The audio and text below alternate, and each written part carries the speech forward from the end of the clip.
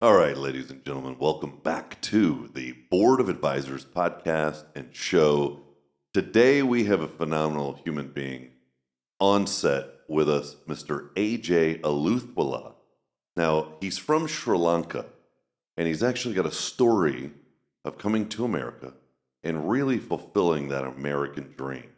Did not come from a family of entrepreneurs or business owners or CEOs, but really came from a family of engineers, hard workers, a great family fabric, but now in America is not only an entrepreneur, but supporting other entrepreneurs and their businesses and their dreams. Welcome to the show, AJ. Pleasure to have you, buddy. Thank you very much.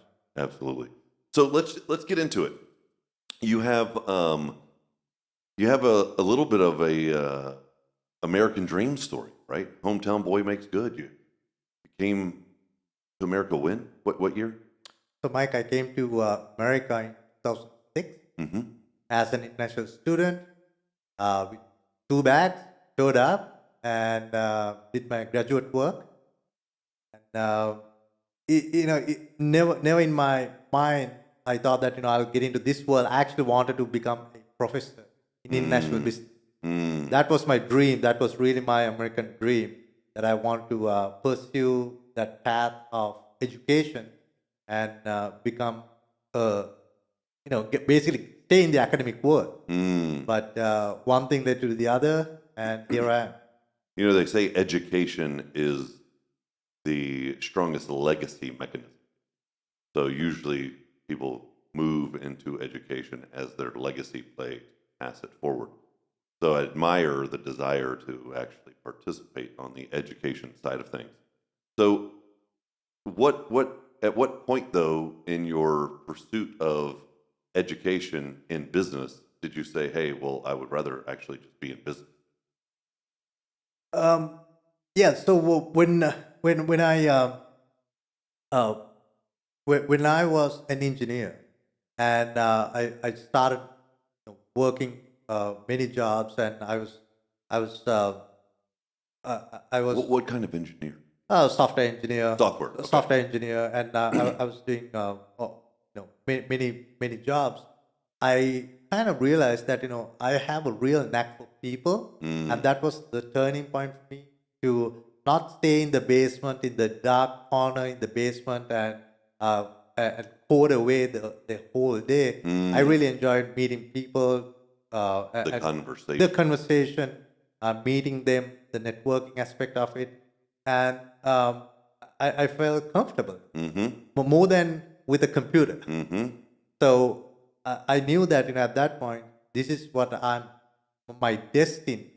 I'm destined to do, and I thought that okay, let me flip the switch.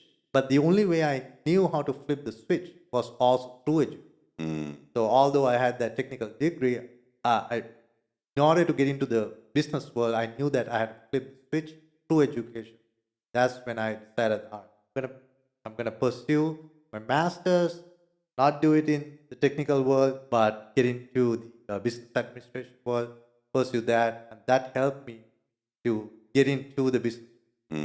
Having said all of that, the real education came from reading.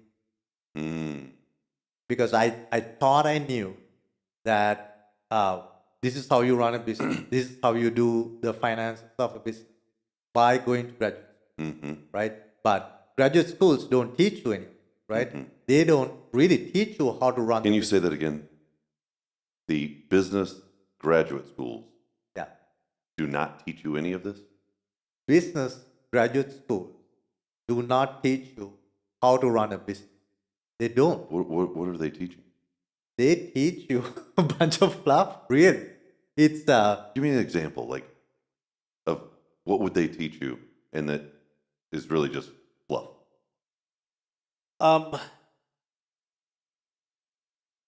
The business school will not teach you that you have to put processes in place to scale a business. I don't think any business school really teaches you that. They teach you, here's what you do, what you have to do when in a finance role. This is how you analyze a P&L statement, right? but it's very what I call busy bee work. It's if you want to be a busy bee, then that's great, right? How you analyze a P&L. I don't think you have to go to graduate school to learn that. Right. You can go and turn an accounting firm and learn. You Right? can go to YouTube now. You can go Yeah. to YouTube, right?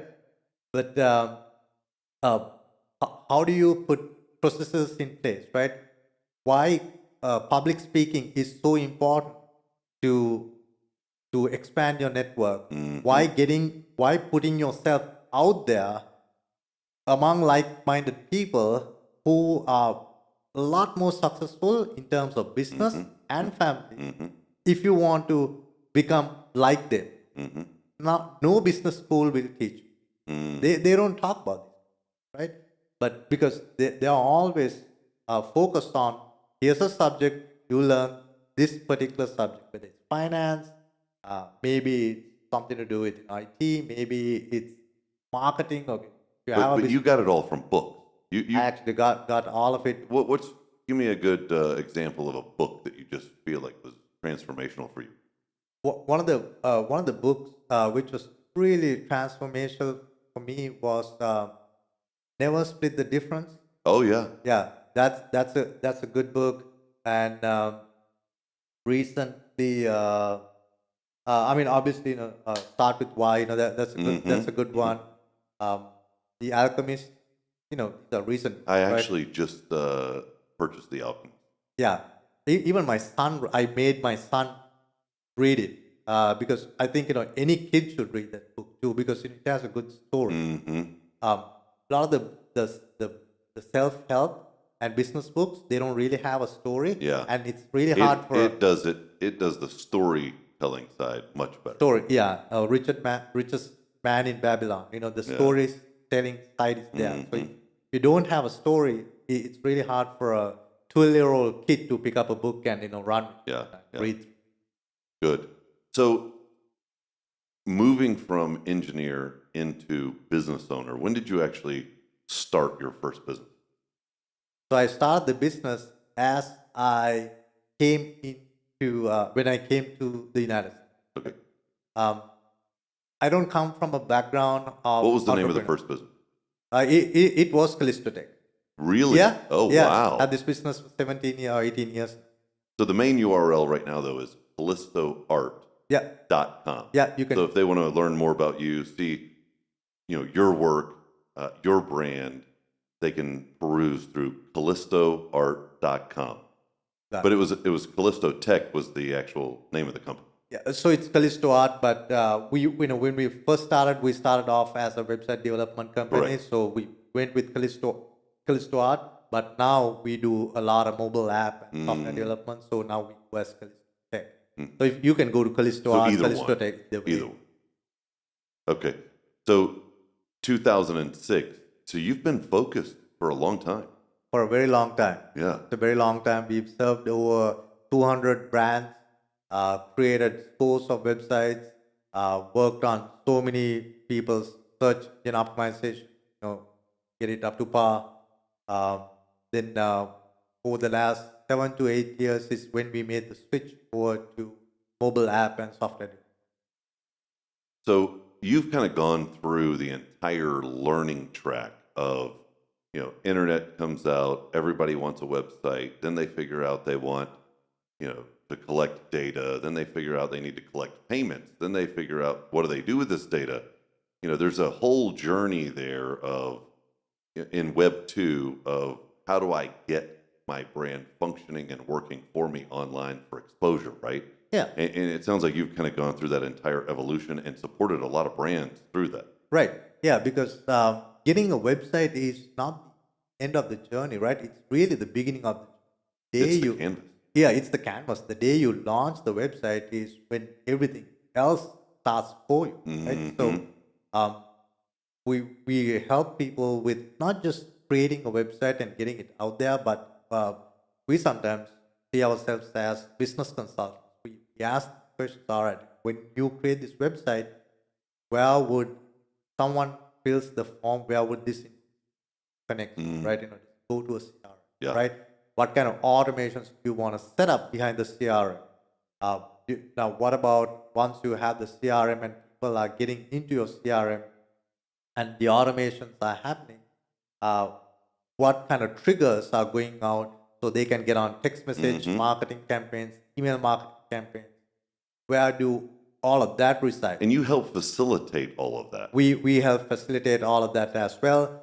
Some of the clients wants to manage it by themselves, and we basically guide them. We tell them that they we basically listen to them and see what they want to do. You're like their technology partner. That's exactly how we would describe ourselves. We are not your web guy or IT guy or mobile apps guy. We are really your partner in the technology. Whatever you need, we can guide you wherever you need to go to, because we really come to you and work with you as your partner to make sure that we have the your best interest in our mind as we help us. So let's fast forward right up until nowadays, Yeah. right? So what is current and where things are going? What do you find is probably one of the hottest trends? Because I've seen you move from web development to really app development. So what is the current hottest thing that you think businesses need to pay attention to first and foremost when it comes to their tech? Businesses should pay a lot of attention to, especially if they are thinking about app development, then the white label side of it, right? Because a lot of businesses come to us when they have a need for an app or a software, saying that, okay, I want this. But then think about how can you monetize that idea and then serve the rest of the world. So not just for themselves. Okay, Right. this is good. This is really good. Yeah. So what you're saying is if they've identified a problem Yeah. and then they're pioneering a solution, not only bring that solution to the surface for themselves, but now go to market with that solution. That's exactly what I'm saying. Yeah, that's good. Yeah. That's good. Yeah, because you can be the guinea pig, right? And then it's So you're great. not just fixing your problem. Yeah, you're a solution provider. You become a solution provider. You really get into the business of software development, right? The software as a service, and your business can be the guinea pig to this white label solution that you can market out. I like the way you put that. Allow your business to be the guinea pig, Yeah. so that as you're problem solving, Yeah. and you're bringing solutions to the surface or to the table for yourself, you're also going to be doing it for others if you create these solutions in an app format or a SaaS format. Yeah. The way I look at it is, why not? Right? You are going to solve a problem for yourself. Well, how much more difficult is it to do it for others while doing it for yourself? It's not difficult at all if you make that a foundational aspect of the In the solution beginning. in the beginning. Yeah. If you make that part of the solution that you are creating. The easiest way I would explain that is, now if you go to a general contractor and say that I want a 4-story building created, right? Right. You write up all the plans, get the blueprints, do the energy audits, all of that, and then you lay the footers, get the walls up, put a roof on it, and then later you go back to the same general contractor and say, hey man, how about we put 4 more stories up on this building? Right. And the general contractor will say, no can do, sir. Yeah. Right? Because we don't have the right footers for it, right? So you gotta lay the right foundation so you can keep building on it as you like. So you're saying as you're developing, you're doing your own business development. Yeah. You want to say, if we're going to do this for ourselves, can we do it for others? Right. Right? Yeah. Okay. That's good. That's really good. Is it wildly more costly though to do something that services somebody else? I mean, one of the biggest things in business I tend to kind of fall in alignment with is stay focused. Yeah. Right. How does this concentrate the fact of staying focused but yet serving others.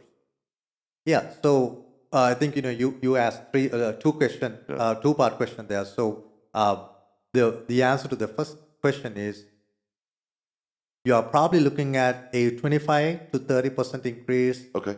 in production Yeah, cost, good. right? But then if you look at the ROI which you can generate, Mm-hmm. right? You are going to recoup that in a minute, Mm-hmm. right? And then complication wise, it's not going to be it's not going to be complicated at all. Creating a solution that can be used by someone else as Mm-hmm. well. Having said that, you have to think that, okay, this solution that you are creating is going to be used by someone else as well. So therefore, I cannot fully customize it For your for specific your use case. specific needs, right? You got to keep it a little vanilla so someone else can also use it. And then also, any features that you want to add into it, you are going to remember that whatever you add in here, someone else is going to see those features as well, right? So you just have to keep that in mind as you are adding functionality Right. to this solution. Gotcha. Um, you also are in kind of like the brand development side of things. You're responsible for how things look, for how things feel. The website has to look away. The software UI UX has to look away.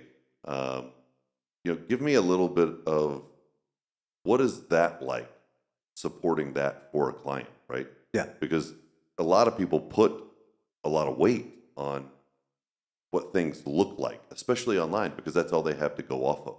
Right. So when we work with someone, we go through a certain process, and this process is what kind of the word for it? What's the difference between Yeah. someone like us Yeah.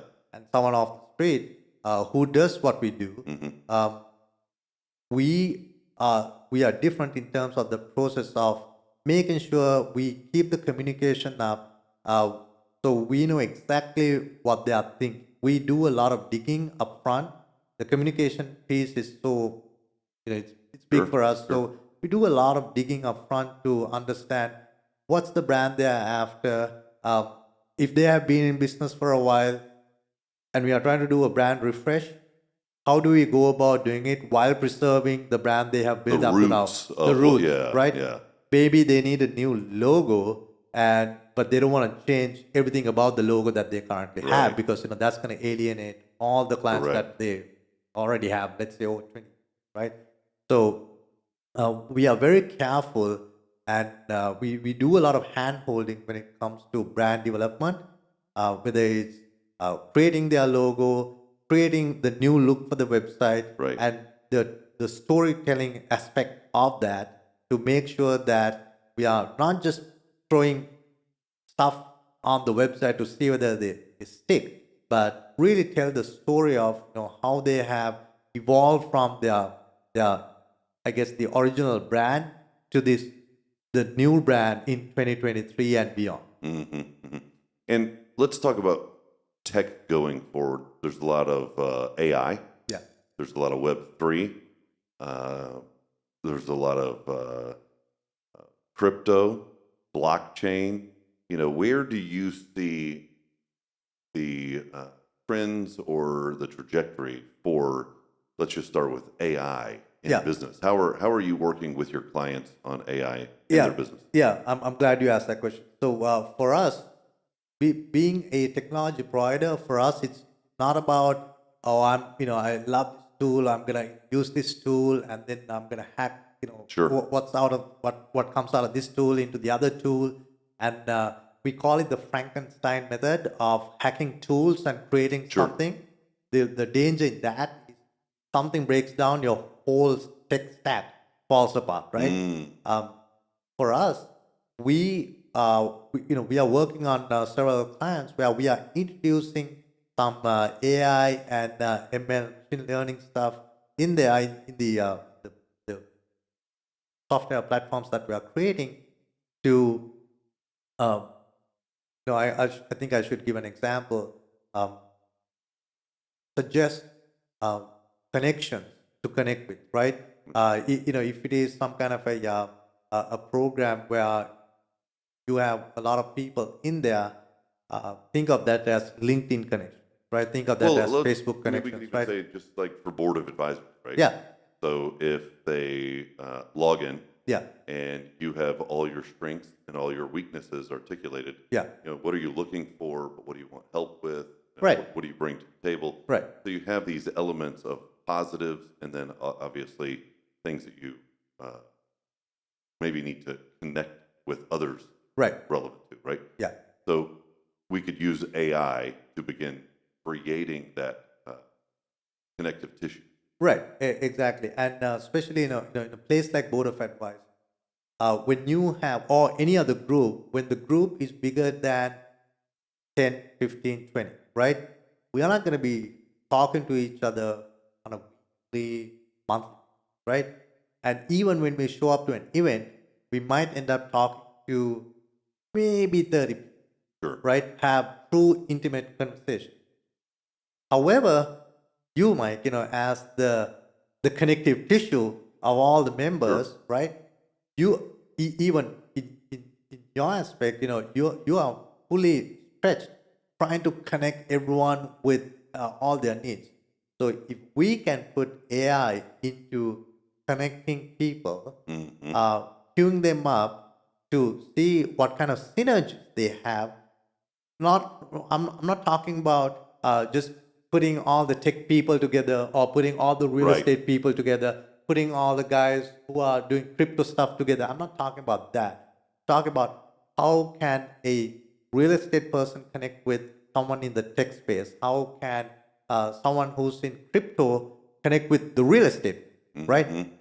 Putting people together because of maybe we can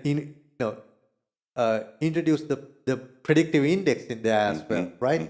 See what kind of connections that can be made, so the activity becomes a lot more higher and the engagement becomes a lot more higher as a cohesive group, rather than show up to an event once every 3 months and then you talk to 30 people, you go home and you maybe gotta do some follow up. up. Yeah. You do follow ups, but then after 2 weeks of following up, then okay, you made some connections and that's it until the next week. I mean, not next event, right? But if this can happen, almost all the time, Almost as if it were out as a spider profile, right? back to that. And you would want to dial it in. That's the thing I like about AI. You can kind of tell it what you're looking for. You can tell it what you don't want. You can be Right. very specific with it. Matter of fact, is the more specific you get Yeah. in your instruction and prompt, Yeah. the better it will perform for you. Right, exactly. As I said, this is not friend suggestion. It's not. It's friend suggestions or connectivity suggestions based on a lot of data points, and then also based on what it learned by keep on doing it, right? So it's learning itself as it goes, right? Yeah. So I see that bringing true value to especially exclusive, high-end Right. mastermind environment, rather than just, hey, you guys should talk to each other. Right, right. Yeah. That definitely brings value, but more than that, if the AI can dive deep into everyone's profiles, Well, because based on, it's always working. it's always working. It's always working. It's just hard to compete with the machine that never has to sleep, never has to eat. Right. It never gets tired. Yeah. It's never in a bad mood. Yeah. It just does its job. It, That's hard to compete with. It's very hard to compare with it. Yeah. So are you guys playing with AI? Are you implementing AI? Do you have customers that you're using AI with right now? Yeah. So we recently launched the Yachtify platform. Yeah. Okay. Yachtify platform. I'm going to use Yachtify. So Sure. Yachtify is a yacht listing platform, which basically it's like auto trader for yachts, right? Sure. So yacht brokers can list their yachts, and people who are interested in buying a yacht, they can go to goyachtify.com and buy their yachts, right? So in Yachtify, we are in the process of implementing the yacht suggestion. So rather than someone just going to the Yachtify looking for a yacht, once they register their profile in Yachtify, and then they say that okay, this is the kind of the yacht I'm looking for. It's gonna go. It's find gonna it. keep on. Yeah, it's gonna keep on looking for, because yachts get posted all the time, right? Yeah. So you don't. So rather than you looking for yachts, this is gonna look You for know the what yacht. would be cool is if it was reading the profiles, delivering it to the buyer, and the buyer saying, "Sure, that's good, but not that color." And Right. then it just keeps getting smarter. Yeah. Until the Yeah. more the buyer gives feedback, the more specific it really becomes. Exactly. So it's not like a general filtering criteria, like here's a bunch of yachts that were newly added. They were added last week, and maybe you like one of these. Not Right. that. It's more like being intelligent about the suggestion. Well, that's a great use case. Yeah. Of how, because everybody's familiar with like an auto trade. Yeah. Where you have a listing site. Yeah. And then you have a buyer perusing listings. Right. But now what you have is you have an engine that sits between saying, let me, in a concierge manner, bring it to you. Yeah. And you give me feedback, and I'll continue to bring you better and better opportunities or listings. Right. Yeah. Exactly that. Yeah. Yeah. That's great. That's really great. Any other examples? No, I think this the other one is I don't want to get into the specifics, but we are building a network for athletes, and Okay. in that athletes network, it's about it's about connecting people, and again we are using AI to connect these athletes together, but based on their profile, their different things they have gone through Sure. as an athlete, Sure. where they are in their athletic career, Sure. whether they are still playing, or whether they are kind of trying to phase out. Maybe they've gone through an injury. All that is played into. And is the company. AI, because it's a model, right? Yeah. Are you pulling it in through an API for these tools using the bigger models out there, or are you building internal models? We are actually building internal models. We use because when you are, especially when you are getting to new territory, Right. you gotta create your own models. It's hard to. How complicated is it? It's very complicated. Yeah. It's very complicated, but we have very talented set of software engineers in our team. They find it as a challenge. They actually welcome that work just because it's challenging. They're right? pioneering. Yeah, they're pioneering, and then it's challenging, and I think you can make any software engineer get bored to death by Sure. giving them your The run same of the task middle over and same over. over and over again, Yeah. right? Everyone wants a challenge, and everyone wants to basically claim that they were the folks who created it. They love that kind of stuff. Yeah, I think AI is something that can also solve that. Yeah. Right. Yeah, right. Hey, keep doing this over and over. Can you do it? Sure. Yeah. You know? Right. Yeah, that's interesting. I feel like I would want to conjure or invite people to connect with you on how they could actually develop into their platforms, into their apps, their website, their data, AI Yeah. to begin helping do work for them or Yeah. create a better user experience. If they wanted to do that, where would they go? Would they go to the KalistoArt.com? They can go to kalisto.com, or they can go to aja360.com. AJA360.com. Yep, you got it. And all my contact information, my socials, everything is out there, so people can connect with me. Beautiful. And then and there's probably a calendar link there too, right? Yeah, it's calendar. Yeah, Calendar. beautiful. So they can schedule a call, Yeah. jump on with you, Yeah. and you can see what maybe is the possibility there. Yeah. Because if they're not contemplating injecting a little bit of AI into what they're doing, they're going to get left behind. I'm saying that it is such an important aspect when it comes to looking into the future of how people are gonna react to software. How are right? you using How am I using it? I mean, Yeah. we use it every day. In your business? In our business, in everything we touch has AI, whether we like it or not. The talk about AI came out really strong this year, but before this year, we've been using AI for a while. Like Siri would be AI. Yeah. Totally get it. Yeah.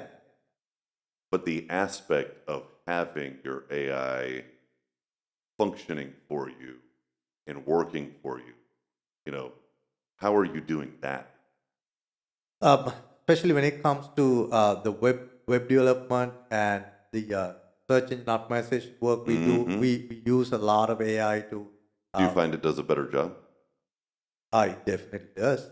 It's quick, and it actually empowers the team, and the team loves it. And I remember I had a team member who did not like, and this is like 4 years, did not like. At the time, it was Conversation AI. Now it's called Jasper AI. She did not like Conversation AI because she thought that it's basically going to take over her job.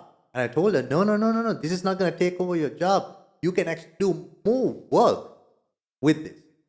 But It's supercharging. it's supercharging. It just put a cape on your back. Yeah, exactly. But if you're old school, you're not gonna see it. Yeah. Right? You're gonna think, oh, this is gonna take over my job, and I don't like it, and you're gonna completely push it away. But I mean, now we see that people, the adoption of who are in our world, a lot more, and Do you think that's probably going to be a primary product or service for you?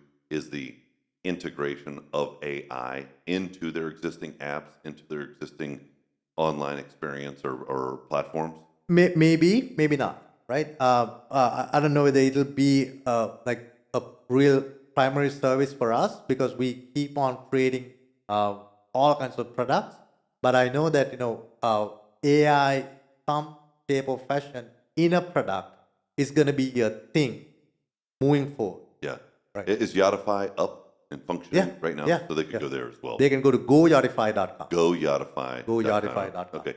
And then you're going to be at the big boat show. Yeah, yeah. So we are going to be at the Fort Lauderdale Boat Show, which is coming up in a couple of weeks. Okay. So October 25th in Fort Lauderdale. Beautiful. It is the world's largest boat show, and we are doing a big launch there for Yachtify. And I did a soft launch at the Miami Boat Show in February, but Good. this one is going to be the big one. Good, good, good. From a technologist perspective, because that's kind of how I see you, technologist. What are your concerns going forward with like AI? Love that you asked that question. So my biggest concern is people who are jumping on the bandwagon of AI, not understanding what AI can do and how to use AI. Because everyone gets excited about AI, and I understand that AI is very exciting, but learning how to use AI is something that people need to focus on rather than just the excitement behind it. If you don't know how to use AI, you're going to end up with garbage, right? If you jump on Midjourney, for an example, you ask it to create a certain image for you, right? If you don't know the prompts, you're going to get with an image. And if you say that, okay, I want this person with wearing a mask, whatnot, you might get an image with 5 hands, 5 arms, 2 legs, 4 legs, right? So you gotta be very careful about how you prompt the AI to maximize the use of it. If you don't know how to prompt the AI, you're gonna basically waste a lot of time. Do you find that more detail is better? More detail is better, but you gotta know how to prompt the AI, right? Sometimes a lot of detail can basically confuse AI, and then it'll just go off the first keyword that you throw, Right. and it'll create something. And actually, I spent half an hour on this, and this is what I get, right? So you just have to know how to prompt the AI. You've got to start. You have to play with it. You got to play with it. You gotta perfect your skill in dancing with it to Yeah. get what you want out of it. Exactly. And I'm sure there's going to be a crossroads where you are able to leverage it quickly to get Yeah. things done. Yeah, and I think AI tools are actually now doing a better job at not just have people go completely free form. Start they are giving templates for people to, right now. So you start with the template, and it's Yeah. much easier to change a template rather than starting from scratch. So AI tools are doing a better job with that. So I think that's going to solve that problem. But any new AI tools that are coming out, they all have that the prompt. So you need to really learn how to use how to prompt the AI. Otherwise, it's very frustrating. So we have a big meeting coming up. Yeah. Obviously, you're one of the most respected technologists in the group, and it's always interesting to see what type of information you're sharing, what type of conversations you're starting. What is something that you think is going to be wildly valuable at the next meeting that you'd like to share with everybody? You should start documenting. Okay. Document whatever you want to create. Document the heck out of it. And then only get into the production of an app. Because we all are visual creatures. Yeah. Most of us are. And when we have a bright idea for an app, what do we want to do? We want to jump in and start creating, right? But if you actually document what are your expectations out of this app, you might even talk yourself out of creating, which is a good thing for your own sake, right? Yeah. So I would say document your app. We call it a scope document. Document your idea. Document your idea. Sure. And then start thinking about the user journeys of your idea, because your idea will have different users. The regular user, someone who's going to use your app, then you as the administrator of the app, your user journey, how you would get the reporting to work, how you would set up certain things. What does that look like? And then maybe it's if you are creating a white label app, then what would that white labeling experience look like for someone who's setting it up, right? So document all these user journeys, and we can obviously give pointers on how to document, but just start documenting, and then do some wireframe, and there are so many tools out there for wireframing, and feel free to pick my brain. I can help out with wireframing ideas and how to do it. So do that first and see whether it's even a viable idea. And also, get out there, do your research, see whether there's a tool that exists similar to this idea that you're thinking about. I guess let's leave the listeners with this. We had a company, a development company that we owned, and there were 5 phases. Define, design, develop, deliver, deploy. Yeah. Right? What you're saying is that define phase is get your idea on paper, articulate it on what the experience would be like for the user, for the management, get it all out. Yeah.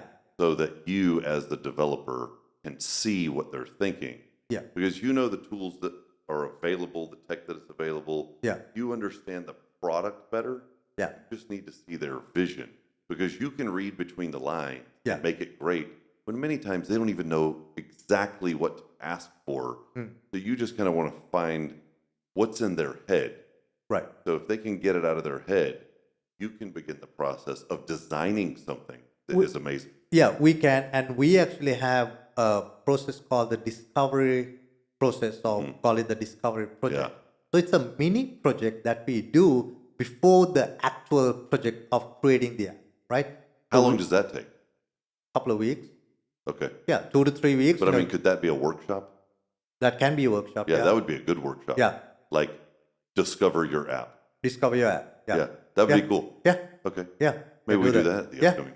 Absolutely. All right, ladies and gentlemen, if you want to meet the fine human being, Mr. AJ Aluthwala, at an upcoming meeting, on an upcoming call with Board of Advisors, just go to applyba.com we will jump on a call with you. We will show you what that looks like to be part of the organization.